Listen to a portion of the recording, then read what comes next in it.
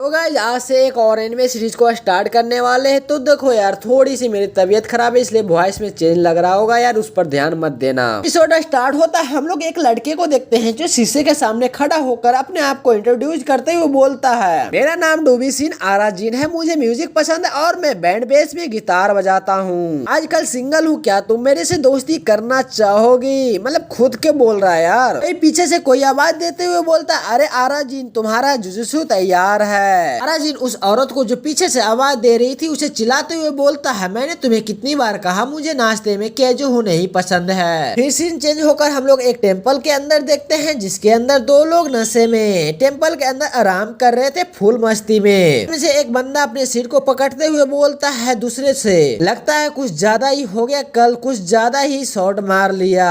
मैं दूसरे से बोले जा रहा था तभी पीछे से कुछ टुक टुक की आवाज आने लगती है। ये सुनकर दोनों हैरानी से एक दूसरे के शक्ल देखने लगते हैं। इनमें से एक डरते हुए बोलता है, क्या तुमने होंकी लोगों के दफनाने के बारे में नहीं सुना? दूसरा बंदा उसकी मजाक उड़ाते हुए बोलता है, ये सिर्फ बकवास कहानियां हैं बे। ये सुनकर दोनों को दोनों शौक होते हुए जिस जगह से टुक टुक की आवाज आ रही थी उस जगह पर देखने लगते हैं और फिर दोनों उस जगह से एक दूसरे को धक्का मुक्की देते हुए उस जगह से बहुत तेजी में भाग जाता है। फिर कोई होंकी लोगों के बारे में बता रहा होता है, कोई बताते हुए बोलता है, होंकी लोग वो लोग होते हैं जो ढूंढते हैं सबसे ज्यादा डिलेर को। समुराई के जमाने में जिन लोग अपनी तलवार और मुकुट के त्याग कर पूरी श्रद्धा और निष्ठा से अपने आप को केवल होंकी के समर्पित कर दिया था, वही लोग कहलाए जाते हैं होंकी लोग। हम लोग एक मोटा व्यक्ति को देखते हैं जो अपने आप में ही कतई खतरनाक लग रहा था यार, मतलब पहलवान था जो किसी को चैलेंज कर रहा था फाइट करने के लिए। उसी के सामने एक लड़का खड़ा होता और उसका नाम माता कारा होता है। यह मोटा पहलवान माता कारा से चैलेंज करते हुए बोलता है, जूनियर होने के बावजूद काफी दमेदार लग रहे हो माता कारा।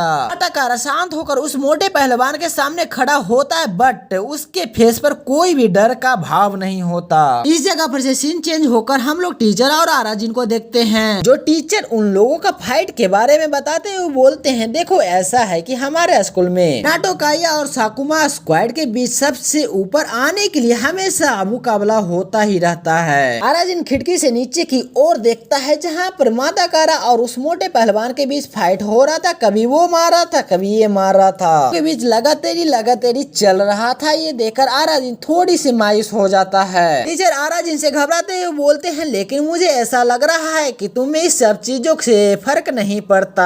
आराजीन एक्साइटेड से टीचर से पूछता है, मेरे क्लास में कोई क्यूट लड़की है क्या? भाई तुम लोग ने कभी टीचर से पूछा है कि सर बताइए मेरे क्लास में कितने क्यूट लड़कियां हैं? पूछे हो कभी? इस बात का कमेंट जरूर करना यार। तो स्टार्ट करते हैं कहानी को। ये सुनकर टीचर हैरान होते हुए बोलते हैं, तुम्हारे क्लास में कोई तो कोई क्यूट लड़कियां होने ही चाहिए। हम लोग क्लासरूम में देखते हैं जहाँ पर टीचर आराजीन को इंट्रोड्यूस कराने लगते हैं सारे बच्चों से। बच्चा तो नहीं कह सकता हूँ भाई, लड़का ही सही रहेगा। लड़कों से आराजीन अपने आप को इंट्रोड्यूस कराते हुए बोलता है, मेरा नाम डूबीसाबी आराजीन है, आप सबसे मिलकर अच्छा लगा। पर कोई भी भाव नहीं देता और सारे अपने अपने काम में लग जाते हैं। भाई ये क्लास है कि भाई क्या प्लेग्राउंड है? टीचर बोलते हैं, देखो आराजीन तुम यहाँ पर बैठ सकते हो, यहाँ पर खाली है। इसी के बगल में एक क्यूट सी लड़की बैठी होती और वो लड़की आराजीन को ही ध्यान से देखे जा रही थी। आराजीन उस लड़की को देखकर एक्साइटेड से अपने मन में बोलता, अरे वाह मिल गई मेरे सपनों की राजकुमारी। कोटापुरी के अंदर पनीर का टुकड़ा, ये सोचकर उसी लड़की के बगल में जाकर बैठ जाता है। वही लड़की आराजीन से अपने आप को इंट्रोड्यूस कराते हुए बोलती है, अरे आराजीन मेरा नाम जिन मोहरा है, मिलकर अच्छा लगा। सुनकर आराजीन अपने दिल को पकड़ते हुए बोलता है और हिचकिचाते हुए, मिलकर अच्छा लगा।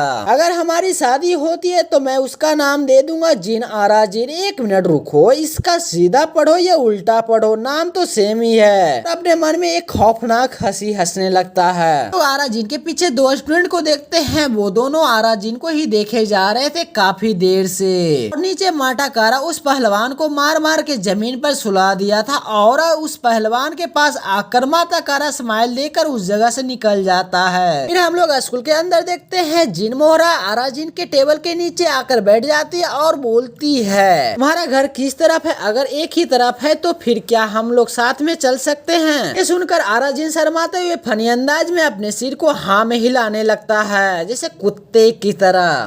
तभी खुश होते हुए आरा जिन से बोलती है मैं तुम्हारी गेट पर इंतजार करूंगी। इतना बोलकर उस जगह से हंसते हुए निकल जाती है और आरा जिन भी उसी के पीछे जाने लगता है फनी अंदाज में। तभी कोई उसके बीच पैर ला देता, आरा जिन उससे बचते हुए पीछे देखता है जहाँ पर वही लोग होते हैं जो पिछली बार आरा जिन को देखे जा रहे थे। आरा जिन के पास आकर दोनों कंधे पर हाथ रखते हुए उसमें से एक बोलता, आरा जिन तो मजा आ रहा है ना? क्या हुआ इतनी भी जल्दी क्या है? आरा जिन उन दोनों को बेवकूफ बनाकर उस जगह से भागने लगता है। तभी आरा जिन के सामने माटाकारा आकर खड़ा हो जाता है, उससे टकरा कर उसी जगह पर धम से गिर जाता है। सामने देखता है और कहता है कौन है बे और इस सांड कौन है? पीछे से दोनों आकर बोलता अब तो तू गया बेटा। दूसरा बंदा बोलता है इतना भागकर क्या मिला रे? सुना तो यही पड़ा ना। आरा जिन को देखते हैं जो माटाकारा का फेस देकर डरते हुए अपने आंखों को बंद कर लेता है। अभी अचानक से माटाकारा आरा जिन को देखकर बोलता, आरा जिन ये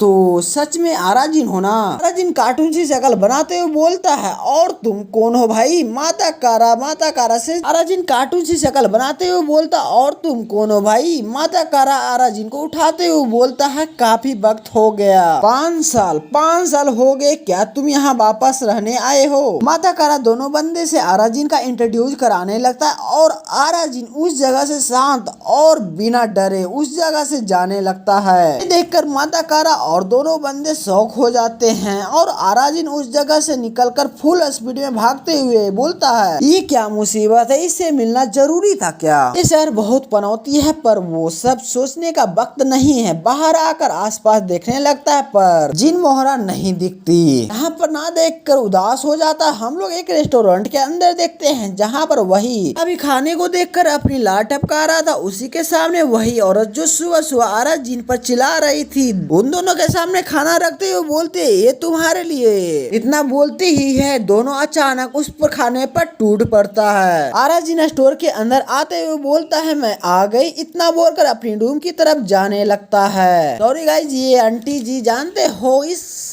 कैरेक्टर का मम्मी जी है तो मैं आंटी जी ही बोलूंगा। आंटी जी आरा जिन के पास जाते हुए बड़े ही एक्साइटेड से पूछती है कैसा लगा स्कूल, कोई लड़की से मुलाकात हुई? भाई यार यहाँ तो मम्मी जी ही पूछ रही है कि स्कूल में कोई लड़की से मुलाकात हुई। साला हम लोग में ऐसा क्यों नहीं होता है यार। चलो यार बैक टू स्टोरी आते हैं। आरा जिन अपने चेहरे को लाल कर लेता है। ये देखकर आंटी जी और भी एक्साइटेड से पूछती है वो कैसी है, वो कैसी दिखती है? आरा जिन खुश होते हुए आंटी जी से बोलता है वो तो पनीर के टुकड़े जैसी है।